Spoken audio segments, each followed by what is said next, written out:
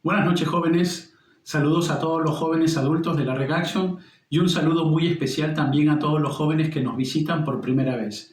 Todos sean bienvenidos a nuestra reunión de Action a través del Zoom. Seguimos entonces con nuestra serie afirmando los fundamentos de nuestra fe. Fundamentos que se encuentran en la carta del apóstol Pablo a los Colosenses. Y el día de hoy vamos a estudiar un tema muy importante. Vamos a ver el fundamento de la verdadera espiritualidad. Hoy día, con la avanzada capacidad de difusión de los medios de comunicación, nos vemos asaltados por la falsa enseñanza en una proporción sin precedentes. Por todos lados, de manera manifiesta o implícita, se niega la suficiencia de Jesucristo. La falsa filosofía se ha infiltrado en la iglesia disfrazada de psicología, la cual se considera con demasiada frecuencia como un complemento necesario de la palabra de Dios. No, ya Jesús no es suficiente y su palabra no es suficiente para sanar un corazón. Necesitamos otros elementos, dicen por allí muchos. Ahora, muchos alegan recibir visiones de revelaciones no bíblicas, alegando que Dios les habló a través de sueños o a través de ciertas experiencias sensoriales, otorgando mayor autoridad a la experiencia que a la palabra de Dios. Otros también equiparando la santidad con la observancia de una serie de rituales culturales. Piensan que por cierta práctica religiosa alcanzarán el favor de Dios. Otros también optan por apartarse del mundo, privándose de todo contacto físico con sus semejantes, con el deseo de no pecar y así alcanzar la santidad y así seguir siendo purificado. Ahora, la iglesia de Colosas se enfrentaba al peligro de la intimidación espiritual. Los falsos maestros les decían que Jesucristo no era suficiente y que necesitaban algo más. Una experiencia superior, realizar alguna actividad humana para recibir el favor de Dios. Estos herejes formaron una élite o grupo exclusivo que menospreciaba a los no iluminados y que menospreciaba a los ingenuos, entre comillas, cristianos. Y llegaron a engañar a algunos apartándolos de la fe exclusiva en Cristo Jesús. Ahora, como vimos hace unas semanas atrás, Pablo escribió a los colosenses para refutar estas falsas enseñanzas y presentar la absoluta suficiencia. Ojo, jóvenes, presentar la absoluta suficiencia de Jesucristo para la salvación y para la santificación. Ahora, ¿eso puede pasar también con nosotros en estos tiempos? Claro que sí. Filosofías disfrazadas de fe, de prácticas religiosas disfrazadas de espiritualidad, se puede ver en muchas iglesias hoy, confundiéndolas, llevándolas a pensar que el creyente puede alcanzar una vida más espiritual a través de sus obras, a través de sus actos. Jóvenes, cuidado, no caigamos en esos engaños. Estos maestros de estos tiempos son lobos disfrazados de ovejas, que lo único que pretenden es alejarnos de la verdad de Dios. Si nosotros seguimos sus enseñanzas, terminaremos alejándonos de Cristo y pisoteando el Evangelio. Ahora, ¿qué hacer frente a ello? ¿Cómo mantener la pureza de nuestra doctrina y de nuestra fe? Haciendo lo que hizo Pablo con los colosenses. Pablo les habló de la absoluta suficiencia de Jesucristo para la salvación y la santificación. Y en esta sección Pablo les habla de la verdadera espiritualidad porque los falsos maestros trataban de filtrar ciertas costumbres humanas que el creyente debía practicar para ser supuestamente más espiritual. Ahora, para identificar esa falsa espiritualidad necesitamos conocer la verdadera espiritualidad. Es por eso que Pablo nos detalla estos dos elementos con total claridad, con toda claridad.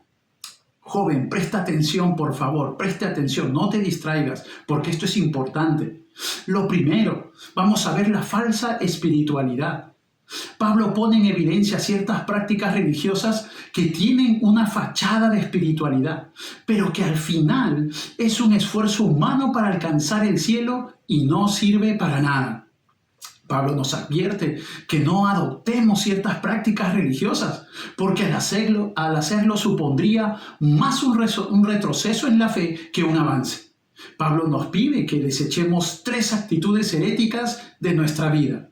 3 actitudes heréticas de nuestra vida. primero, algo que quizás es muy conocido, el legalismo. Así es, el legalismo. Hoy impera el legalismo, sí, está plagado por diversos lugares, por diversas iglesias. El legalismo es esa religión de logros humanos. Arguye que la espiritualidad no se basa solo en Cristo, sino también en las obras. La medida de la espiritualidad se conforma entonces a las normas hechas por el hombre. Es el intento de ganar el favor de Dios a través de nuestra obediencia. Puede ser tratando de obedecer la palabra de Dios o puede ser reglas de hombres. Cualquiera de los dos es legalismo. El punto clave del legalismo es que no descansa en la obra de Cristo para que seamos aceptados por Dios o para ser bendecidos por Dios, sino que el legalista, jóvenes, escuchen, el legalista descansa en su propia conformidad a un estándar de conducta previamente establecido. Ahora, mientras el Evangelio nos mueve a la obediencia por el hecho de haber sido aceptados por Dios de pura gracia, el legalismo nos dice que debemos obedecer para ser aceptados. Yo obedezco y cumplo las normas y cumplo las reglas para que Dios me acepte. En el Evangelio la aceptación viene primero, la obediencia viene después. En el legalismo la obediencia viene primero para alcanzar la aceptación, ya sea delante de Dios o delante de los demás, o incluso delante de mí mismo. Todo gira en torno a lo que hacemos o a lo que dejamos de hacer. Si puedo cumplir las reglas, si puedo cumplir el estándar, Dios me va a bendecir. Eso es legalismo. Todo depende de ti, de tu obediencia, de tu esfuerzo personal, de tu compromiso con la iglesia, de tus propios méritos. Jóvenes, eso es ser un legalista. Y es precisamente por eso que el legalismo puede ser tan atractivo para muchas personas. ¿Y sabes por qué? Porque apela al orgullo humano.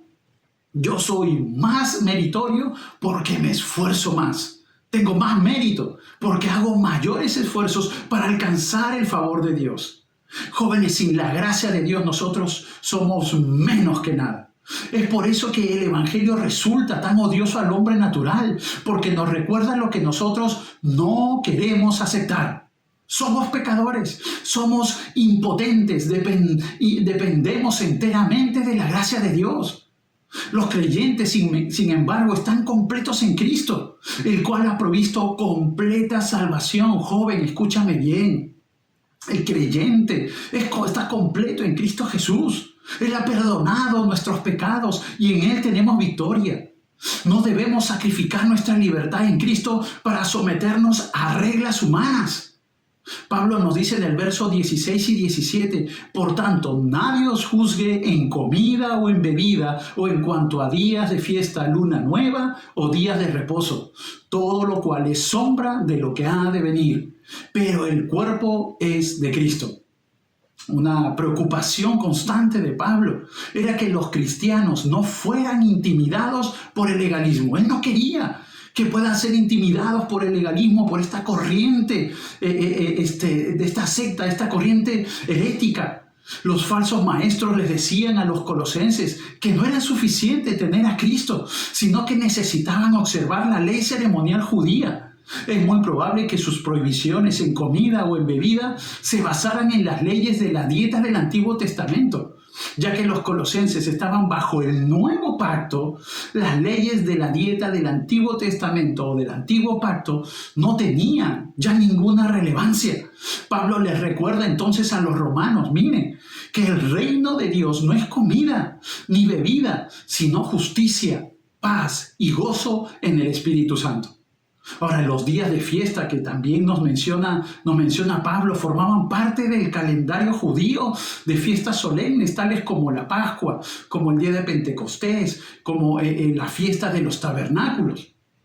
También se ofrecían sacrificios durante la luna nueva, que corresponde al primer día del mes. Prácticas judías del pueblo judío, de la nación judía. Ahora, a diferencia de lo que muchos pretenden hoy en día, no es obligatorio para los cristianos guardar los días de reposo para la adoración, ni el sábado ni los demás días santos del antiguo pacto que menciona Pablo. Son obligatorios bajo el nuevo pacto y hoy estamos en ese nuevo pacto, en el pacto de la gracia. Existe suficiente evidencia en las Escrituras que respaldan esta verdad. Solo voy a mencionar, ojo jóvenes, voy a mencionar solo 2 de ellos.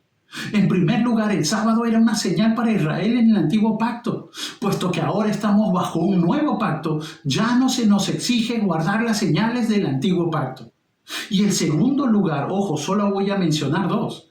Y en segundo lugar, no existe un solo mandato en el Nuevo Testamento que ordene observar el día sábado. No existe. Entonces las leyes de la dieta, las leyes solemnes, los sacrificios y la adoración en el día de reposo son sombra o eran sombra de lo que ha de venir. Pero el cuerpo es de Cristo, nos dice en el verso 17. Una sombra no es la realidad, pues la realidad es la que produce la sombra. Jesucristo entonces es esa realidad tras esa sombra. Por ejemplo, en lo tocante a las normas alimentarias, Él es el pan que descendió del cielo, nos dice Juan capítulo 6. No es necesario que los cristianos observemos la Pascua, porque nuestra Pascua, y escúchame bien, nuestra Pascua, que es Cristo, ya fue sacrificada por nosotros. Seguir preocupándose por las sombras cuando ya ha llegado la realidad, jóvenes, es un esfuerzo vano. Lo que Pablo enseña aquí es muy sencillo. La verdadera espiritualidad no consiste en observar normas externas, sino en gozar de una relación íntima con Jesucristo. La verdadera espiritualidad, el verdadero desarrollo de mi fe, no consiste en cosas externas, actividades externas, sino en mi relación con el Señor.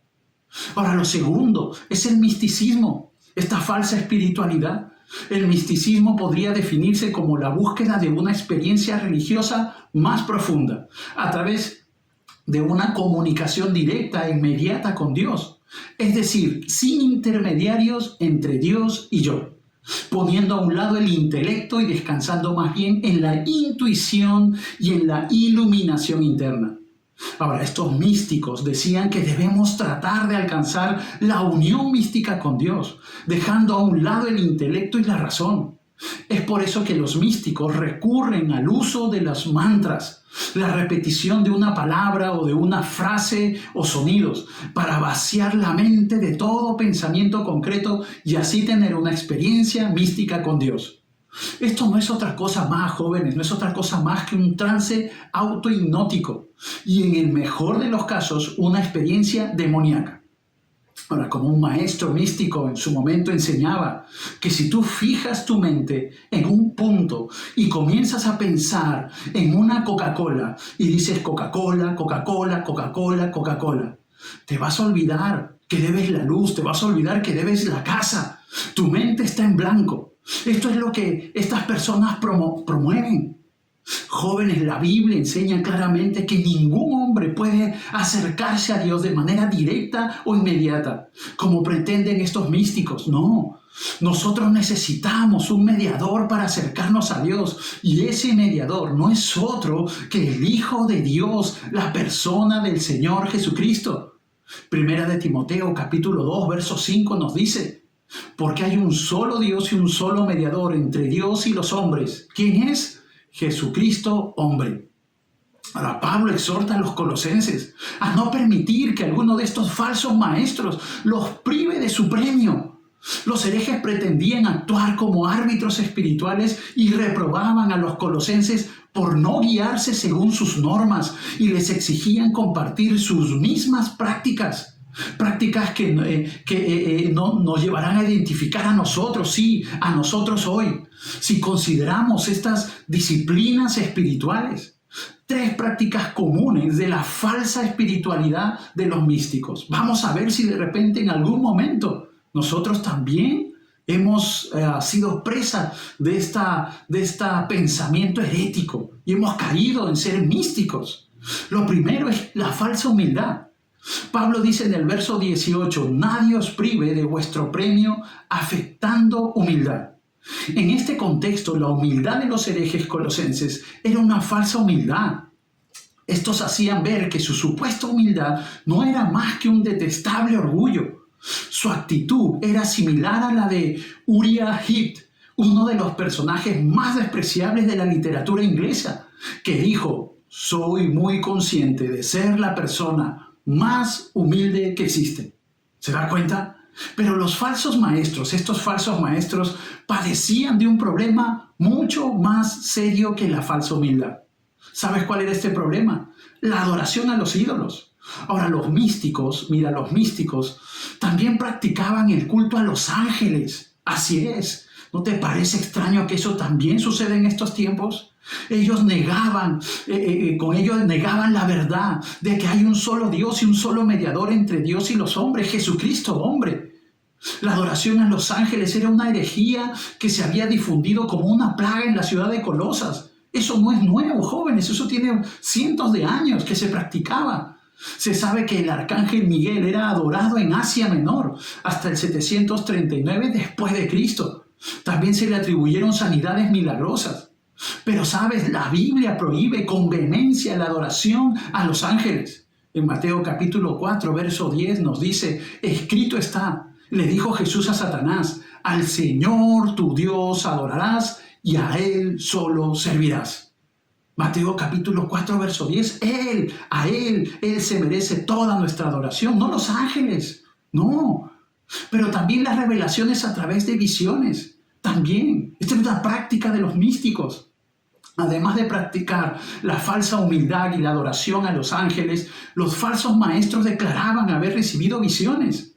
Como muchos herejes y falsos cultos a lo largo de los siglos, pretendían apoyar sus aberrantes enseñanzas en visiones que alegaban haber experimentado. Ahora, en nuestros días, esta forma de espiritualidad falsa, en nuestros días es el movimiento carismático quienes practican tales visiones. Ahora, no hay necesidad de revelaciones adicionales extrabíblicas, joven. No hay. ¿Por qué? Porque Dios, habiendo hablado muchas veces y de muchas maneras en otro tiempo a los padres por los profetas, en estos postreros días nos ha hablado por el Hijo. Nos dice Hebreos capítulo 1, verso 1. Entonces ya tenemos la revelación completa en Cristo. No hay más que revelar. No hay más. Ya está todo revelado. Y Pablo alerta a los colosenses a no sentirse intimidados por estas declaraciones de los falsos maestros, quienes pretendían ir más allá de las enseñanzas de Cristo. No se asieron de la cabeza que es Cristo Jesús.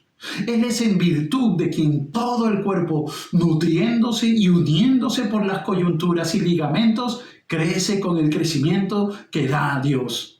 El crecimiento, joven, el crecimiento espiritual, es el resultado de nuestra unión con Cristo Jesús.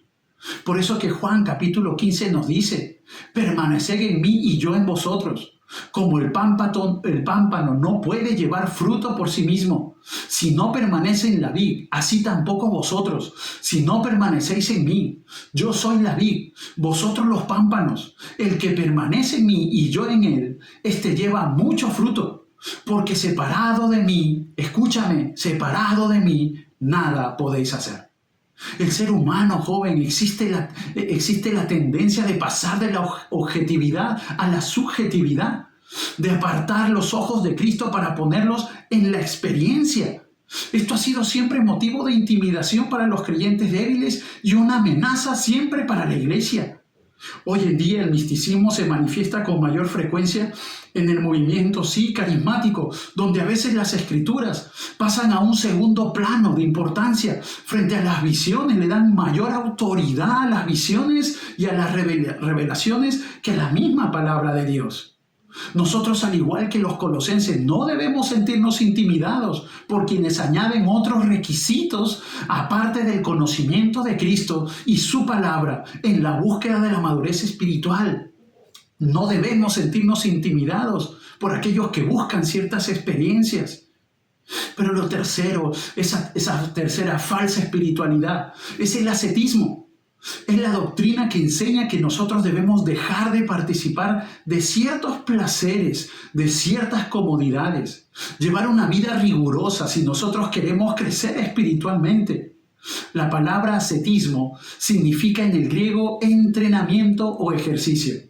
Ahora, estos falsos maestros promovían una vida de privaciones a fin de alcanzar un nivel espiritual más profundo.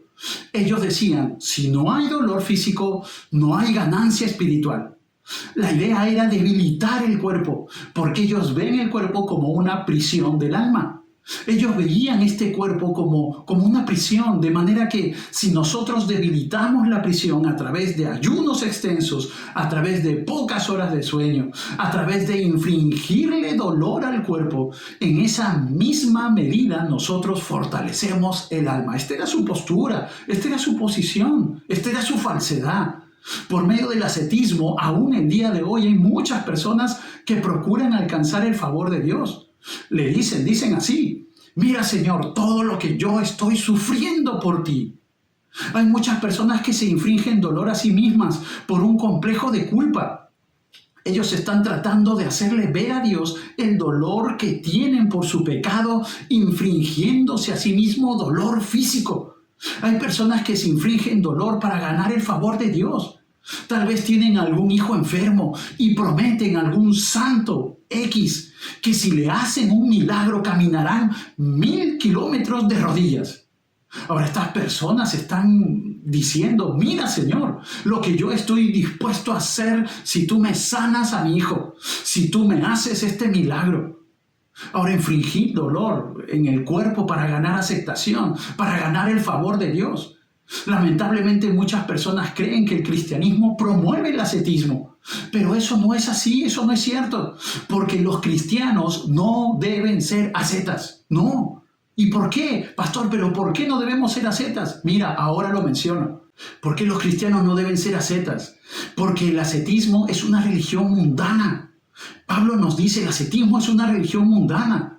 Por eso nos dice en el verso 20 y 21, pues si habéis muerto con Cristo en cuanto a los rudimentos del mundo, ¿por qué, como si vivieseis en el mundo, os sometéis a preceptos tales como no manejes, ni gustes, ni aún toques? Pablo está diciendo en otras palabras, mira lo que está diciendo, ya que es una realidad que ustedes han muerto con Cristo en cuanto a los rudimentos del mundo, ¿por qué como si todavía ustedes vivieran en el mundo, se someten a preceptos del mundo? Ustedes recuerden, han muerto, han muerto. Está la identificación nuestra con Cristo, que nosotros morimos con Él en la cruz del Calvario. O si quieren ponerlo de otra manera, Él murió en nuestro lugar y cuando yo me convierto a Cristo, yo asumo su identidad. Lo que yo era antes entonces, eso ya pasó, eso ya murió. Lo que Pablo está diciendo aquí es que precisamente por el hecho de que nosotros hemos muerto con Cristo, no somos esclavos del mundo, no pertenecemos a ese sistema, no. Nosotros hemos sido librados del mundo, así es joven, nosotros hemos sido librados, no pertenecemos a este mundo. Gálatas 2:20 nos dice, con Cristo estoy juntamente crucificado y ya no vivo yo, mas vive Cristo en mí. Y lo que ahora vivo en la carne, lo vivo en la fe del Hijo de Dios, el cual me amó y se entregó a sí mismo por mí. Entre el mundo y yo hay una cruz de por medio y por lo tanto no debe ser el mundo que nos trace la pauta de cómo debemos vivir y mucho menos de cómo debemos cuidar nuestra vida espiritual. El mundo no nos puede trazar la pauta de cómo debemos vivir en nuestra relación con Cristo. Pablo le dice, porque si ustedes han muerto al mundo, ¿por qué se están sometiendo a los preceptos de este mundo? El ascetismo es algo que el mundo produce. No permitan entonces que los dogmas de otros controlen vuestra vida. Mira lo que nos dice Pablo, no permitan que los dogmas, que los pensamientos de la sociedad nos controlen. Ahora, ¿por qué los cristianos no deben ser ascetas? Porque el ascetismo les da importancia a cosas sin importancia. Pablo dice en el verso 20, la segunda parte y el 22, ¿por qué, como si vivieseis en el mundo, os sometéis a preceptos tales como no manejes, ni gustes, ni aun toques, en conformidad a mandamientos y doctrinas de hombres, cosas que todas se destruyen con el uso? Pablo está pensando aquí en comidas y bebidas. Eso se destruye con el uso. Eso no puede tener tanta importancia, nos dice Pablo. No puede ser tan importante para ustedes que afecte mi vida espiritual. Hay personas que dicen que un cristiano no debe, de ninguna manera debe probar alcohol. Ahora, la Biblia dice claramente que un cristiano no debe emborracharse. La Biblia dice que un borracho no entrará al reino de los cielos, eso está claro. Pero la Biblia no prohíbe tomar vino. Por ejemplo, ahora la pregunta es, ¿por qué una copa de vino afecta el alma? Jóvenes, no afecta el alma, no. Están dando demasiada importancia a cosas que no tienen importancia. ¿Cómo pueden pensar que algo que se destruye con el uso tiene tanta importancia para nuestra vida espiritual, para nuestro crecimiento espiritual, para nuestra relación con Dios? ¿Cómo? Pero también, mira, ojo, los cristianos no debemos ser ascetas, porque el ascetismo es inútil. Mira lo que dice Pablo, el ascetismo es inútil. Pablo dice en el verso 23, tales cosas tienen a la verdad cierta reputación de sabiduría en culto voluntario, en humildad y en duro trato del cuerpo, pero no tienen valor alguno contra los apetitos de la carne. En otras palabras, los que practican el ascetismo, nos dice Pablo, delante de ciertas personas tienen reputación de sabiduría, tienen reputación de humildad. Las personas piensan que es espiritual por lo delgado que se ve, por lo maltratado que está su cuerpo. Uy, mira, pobrecito, qué gran espiritual, qué hombre para espiritual, qué mujer para espiritual. Los personajes que realizaban estas prácticas en la Edad Media eran los monjes flagelantes. ¿Has escuchado de ellos? Lutero, por ejemplo, practicó la autoflagelación cuando era monje. Se flagelan el cuerpo estos personajes, se golpean el cuerpo para ganar el favor de Dios. Ahora, eso es exactamente lo que Pablo está prohibiendo y criticando aquí. Castigar el cuerpo en ningún sentido puede ayudar el alma, en nada. Ellos han escogido voluntariamente esa forma de devoción. Es algo que ellos decidieron hacer. Pero Dios no se los ha pedido en ningún momento. No hay ni un texto bíblico, ni un mandato de Dios que maltratemos el cuerpo. No, para ganar una mejor relación con Él. El ascetismo no puede lograr que una persona se vea espiritual porque ofrece la apariencia de la humildad y la pobreza, pero en realidad solo sirve para complacer a la carne. Resulta inútil tratar de parecer más santo que los demás. Mira que Jesús exhortó a sus discípulos acerca de esto. Cuando ayunéis, no seáis austeros como los hipócritas, porque ellos demudan sus rostros para mostrar a los hombres que ayunan. De cierto os digo que ya tienen su recompensa. Pero tú, cuando ayunes, unge tu cabeza y lava tu rostro, para no mostrar a los hombres que ayunas, sino a tu Padre que está en secreto, y tu Padre que ve en lo secreto te recompensará en público. Jóvenes, el mensaje de Pablo a los colosenses también es una advertencia para nosotros. No debemos sentirnos intimidados por la falsa filosofía humana, ni por el legalismo, por el misticismo o por el ascetismo. Estos son más que cisternas rotas que no retienen agua. Jeremías nos dice eso. Por eso debemos asirnos a Cristo, en quien estamos completos. Debemos tomarnos de la mano del Señor, en quien estamos completos. Recuerda siempre eso. Que no te engañen las filosofías de este tiempo y te lleven a la práctica en tu vida espiritual. Lo segundo que aprendemos, jóvenes, es la verdadera espiritualidad. Ya hemos visto la falsa espiritualidad, ahora vamos a ver la verdadera espiritualidad. Pablo nos dice, si pues habéis resucitado con Cristo, buscad las cosas de arriba, donde está Cristo sentado a la diestra de Dios. El Evangelio, poned la mira en las cosas de arriba, no en las de la tierra, porque habéis muerto y vuestra vida está escondida con Cristo en Dios. Cuando Cristo, vuestra vida, se manifieste, entonces vosotros también seréis manifestados con Él en gloria. Ahora, Pablo en estos versos hace un llamado a los lectores a preocuparse por la realidad celestial, que es el sello de la verdadera espiritualidad y el punto de partida de la santidad. Así es, el punto de partida es el sello de la espiritualidad y el punto de partida de la santidad de una forma práctica.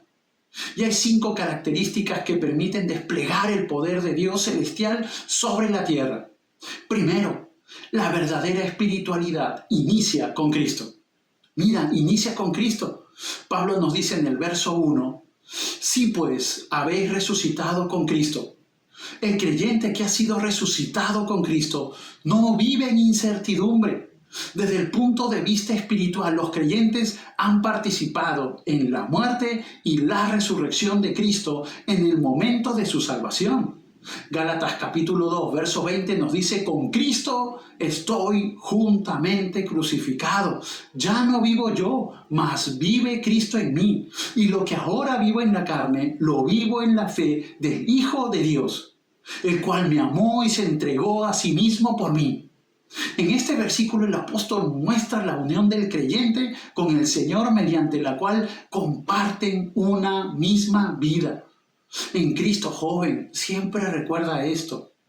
En Cristo tenemos todos los recursos necesarios para vivir la vida cristiana. Segunda de Pedro 1:3 nos dice, mediante su divino poder, Dios nos ha dado todo lo que necesitamos para llevar una vida de rectitud. Todo esto lo recibimos al llegar a conocer a aquel que nos llamó por medio de su maravillosa gloria y excelencia. Resulta desafortunado que muchos cristianos no logren entender ni alcanzar la plenitud de Cristo, al pasar por alto lo que dicen las Escrituras o al fallar en la aplicación de las mismas. Pueden caer víctimas de la intimidación al pensar que necesitan algo más, alguna experiencia más, algo más para vivir su vida cristiana aparte de Cristo. Así se convierten con facilidad en víctimas de la falsa filosofía, del legalismo, del misticismo o del ascetismo. Pablo trae a la memoria de los colosenses el hecho de haber resucitado con Cristo. Este es el camino, joven, este es el camino a la santidad. No la abnegación, no maltratar el cuerpo, ni la experiencia de con ángeles, ni los rituales, no. Ya no vivas la vida vieja, ya no vivamos esa vida en la cual antes estábamos, antes de nuestra salvación, sino que poseemos la vida eterna de Cristo y hemos resucitado para vivir en otra dimensión. No deben ignorar ni olvidar su identidad en Cristo, ni la manera como hay que vivirla. Podemos controlar y vencer toda pasión pecaminosa mediante el poder de Cristo que mora en nosotros y nuestra unión con Él. Así es, no nos enlacemos, no nos esclavicemos de ciertas prácticas que no ayudan en nada en nuestro crecimiento espiritual. Lo segundo, jóvenes, es que la verdadera espiritualidad siempre está en crecimiento.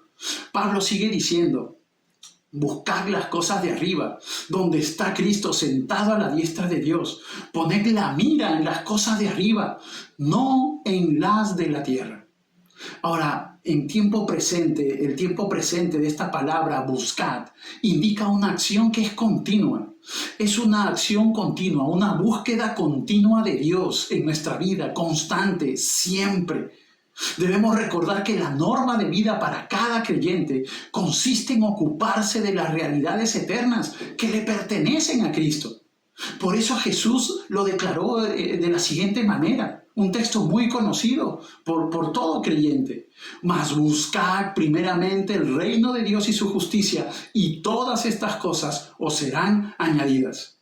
Ahora, Pablo no está defendiendo aquí alguna forma de misticismo, no. Antes bien, él manifiesta a los colosenses su deseo de permitir en su vida terrenal que la dimensión celestial gobierne, que Dios gobierne sobre su vida.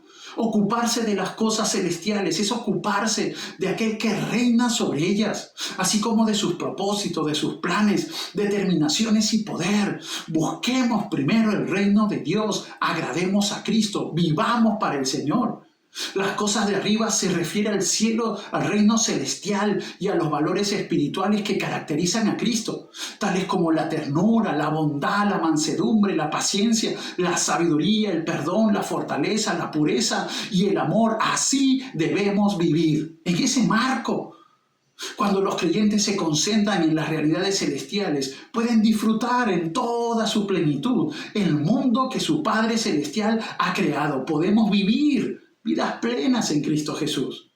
Y Pablo nos instruye acerca de la manera como se debe buscar las cosas de arriba, diciendo, miren lo que dice, poned la mira en las cosas de arriba.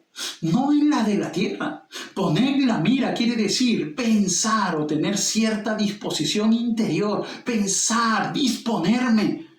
En otras palabras, Pablo está diciendo, ustedes deben buscar solamente el cielo y pensar en el cielo, buscar y pensar. Toda la vida del cristiano debe estar orientada hacia lo celestial, donde está Cristo, de la misma manera que una brújula se orienta siempre hacia el norte, siempre mirando, siempre buscando, siempre pensando en Cristo. Pero también la verdadera espiritualidad tiene su fuente. El recurso que tiene a su disposición el creyente no es otro, sino aquel en quien están escondidos todos los tesoros de la sabiduría y del conocimiento, el Cristo resucitado y glorificado. Dice la segunda parte del primer verso, sentado a la diestra de Dios, en un lugar de honor y majestad. Ahora, ya que Cristo fue coronado y exaltado a la diestra del Padre, se establece como la fuente de bendición para su pueblo. Él es la fuente de bendición para nosotros. Jesús le dijo a sus discípulos, y todo lo que pidiereis al Padre, en mi nombre lo haré, para que el Padre sea glorificado en el Hijo. Si algo pidiereis en mi nombre, yo lo haré. En el nombre de Cristo Jesús, Él es nuestra fuente de vida espiritual. Los creyentes tenemos la certeza de que nuestra búsqueda concluye en Él, porque todas las promesas de Dios son en Él sí y en Él amén. Esa es la verdadera vida espiritual.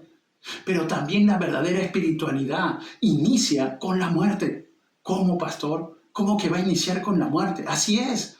Pablo subraya la razón por la cual una vida dirigida hacia lo celestial debe ser la norma a seguir para el creyente. Los creyentes hemos muerto al sistema de este mundo. Hemos muerto al sistema del mundo mediante nuestra unión de fe con Cristo Jesús en su muerte y su resurrección.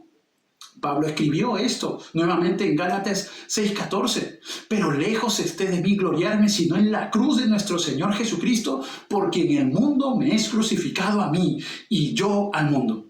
El día que entregaste, joven, tu vida a Cristo, ese fue un día muy especial. ¿Por qué? Porque ese fue el día de tu muerte y tu nuevo nacimiento. Segunda de Corintios nos dice, capítulo 5, verso 17, si alguno está en Cristo, nueva criatura es. Las cosas viejas pasaron, he aquí todas son hechas nuevas. Ahora, ¿en qué sentido se afirma que el creyente muere? En el sentido del pago que debía hacerse como castigo por el pecado. La paga, joven, y eso lo sabes, la paga del pecado es la muerte. Así que nosotros merecíamos morir mediante nuestra unión con Jesucristo. Experimentamos en Él la muerte que nos correspondía, de manera que se cancela la deuda y el pecado ya no puede atarnos de nuevo, ya no más. Hemos muerto al pecado en el sentido de pagar el castigo que éste trae. La presencia y la fuerza del pecado aún nos afectan, sí, pero no pueden, ojo, no pueden condenarnos. El creyente no solo ha muerto al pecado, sino que también su vida está escondida en Cristo Jesús. Así es. ¿Qué significa con Cristo? Con Cristo en Dios.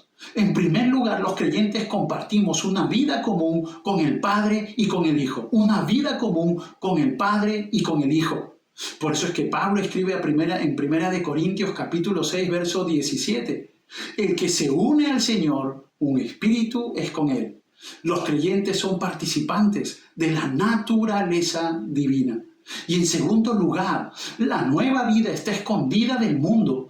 Los no creyentes son incapaces de comprender toda la dimensión de la nueva vida del creyente. Son incapaces.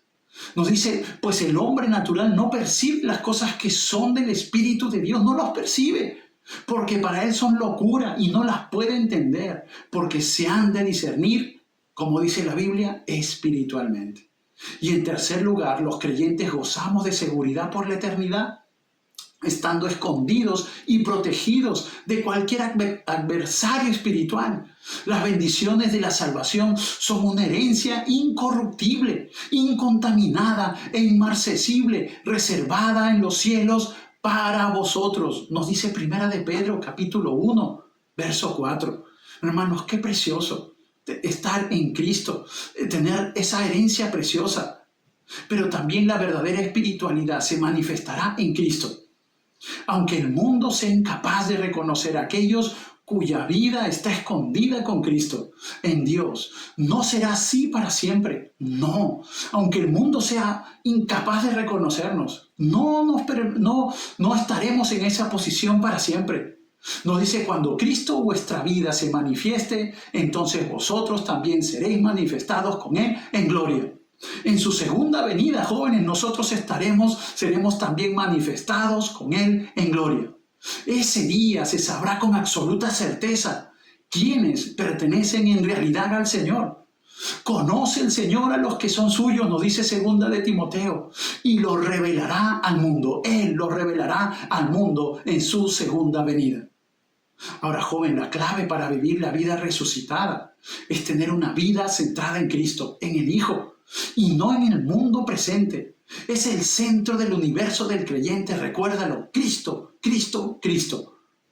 Joven, no lleves tu vida espiritual en base a experiencias, no te dejes engañar, no te contagies de esas personas que dicen hoy fui a la iglesia y no sentí esto o no sentí aquello, no sentí nada. Jóvenes, si Cristo es mucho más que esa experiencia. Recuérdalo siempre. Cristo es Dios hecho hombre, quien hace 2000 años murió en la cruz del Calvario pagando todos nuestros pecados. Sienta o no sienta haber sido perdonado. Ya fui perdonado. Me sienta o no heredero del cielo, yo soy heredero del cielo. Me sienta o no cerca de Dios, yo soy unido a Él. Y mi vida está escondida con Cristo en Él. Si tú eres cristiano, ¿quieres crecer espiritualmente? ¿Quieres crecer en santidad? Entonces aférrate a Cristo para tu santificación, de la misma manera que te aferraste a Él para tu salvación. No a ciertos rituales, no a prácticas filosóficas, no, sino a Cristo. Joven, tú que nos visitas por primera vez, si tú quieres llegar al cielo, algún día tienes que ampararte única y exclusivamente en la misericordia de Jesucristo y en la obra de la cruz del Calvario. Todo aquel que viene a Él arrepentido de sus pecados y confiando únicamente en Cristo y en su obra redentora, será ampliamente recibido y perdonado. Mi amigo, el don de la vida eterna está disponible para ti hoy, únicamente por gracia, por medio de la fe. No rechaces esta invitación de Dios, del Dios de toda gracia. No rechaces. No hay obra que te salve, no hay actitud que tú tengas para ser salvo. No, solo la gracia de Dios. Por eso reconoce tu necesidad de Cristo Jesús, pídele perdón de tus pecados y entrégale tu vida a Cristo y cree en Él y ahora vive en obediencia a su palabra. Joven, ¿quieres entregarle tu vida a Cristo? Recuerda, no hay práctica filosófica, no te confundas. No, ni el legalismo, ni el ascetismo, ni el misticismo nos podrán salvar. Ni ninguna experiencia religiosa nos podrá salvar. No, necesitamos solo a Cristo Jesús. Y la única manera de llegar a Él es a través de la fe, es a través del arrepentimiento, arrepentirme de mis pecados y creer en Cristo Jesús. Joven, ¿tú quieres entregarle tu vida a Cristo? Mira, yo voy a hacer una oración, esa oración que hice cuando le entregué mi vida a Cristo Jesús, hace varios años atrás. Pero sabes que si tú quieres entregarle tu vida a Cristo, allí donde tú te encuentras, a solas con Dios, tú ora y dile al Señor, pídele perdón por tus pecados. No quiero que tú repitas mis palabras, que salga de lo más profundo de tu corazón, entregándole tu vida a Cristo. Yo solo voy a orar. Y si tú quieres entregarle tu vida a Cristo, ora allí donde tú te encuentras. Oremos. Señor, gracias por tu palabra. Gracias por este mensaje precioso, Señor. Y por prevenirnos, Dios, ante tantas filosofías, Señor, paganas, Señor, heréticas, que lo que hacen es apartarnos de ti, es apartarnos, Señor, de tu gracia, Señor, y buscar, Señor, esa oportunidad de ser salvos a través de otros medios. Dios bendito, gracias por la oportunidad de escuchar este mensaje. Y hoy, Señor, quiero poner mi vida en tus manos. Señor, me arrepiento de mis pecados, de vivir lejos de ti, apartado de ti, Señor. Yo quiero, Señor, poner mi vida en tus manos, quiero creer en ti, confiar en ti y ser obediente, Señor, a tu palabra. Gracias, bendito Dios, gracias. Joven, si tú has hecho esta oración, una oración sincera delante del Señor, entregándole tu vida a Cristo Jesús, arrepintiéndote de tus pecados y confiando en Él, yo te animo a que tú le puedas mencionar ello a tu líder o a algún amigo que te invitó el día de hoy a la reunión. Y dile, yo entregué mi vida a Cristo Jesús, ayúdame a crecer ahora en mi vida cristiana. Él te va a ayudar, te va a integrar a un grupo para que ahora sigas creciendo en la fe. Porque no se trata de una oración, joven, no. No se trata de una oración y ya alcancé el cielo, no.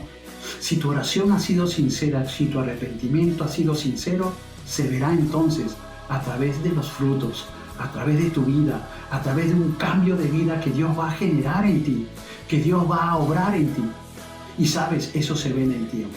Así que te animo a que tú participes de nuestros grupos y sigas creciendo en tu nueva vida en Cristo Jesús.